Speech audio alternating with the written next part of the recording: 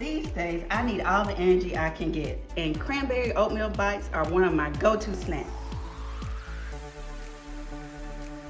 Now this recipe is an easy one because of the simple fact I'm just gonna put everything in the bowl at one time. So more or less, here are my oats, my almonds, and of course you can use any type of nuts.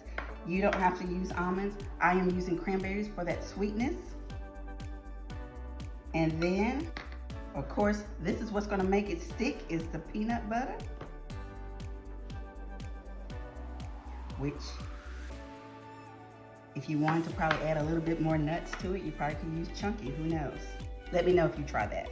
And then our sweetness is the honey.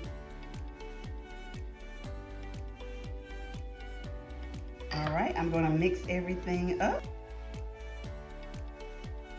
I'm gonna wet my fingers a little bit because this is a sticky mixture, and just make a small ball with my hands.